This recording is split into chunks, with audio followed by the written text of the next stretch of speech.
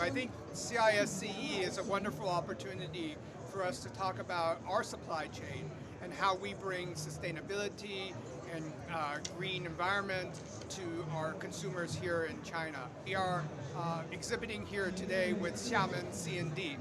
And so Xiamen C&D works together with us in terms of providing logistics service, warehouse service, financial services, and helping us to be able to meet our customers' needs.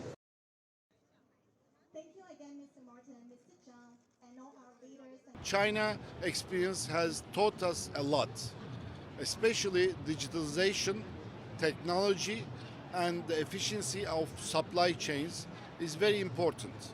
And our target is to introduce an awareness for the Chinese businesses, for the Turkish businesses, to get to know each other, to see the opportunities, and to create collaboration ideas, and to really maybe tenfold or 20-fold our trading volume, our investment volume, and tourism.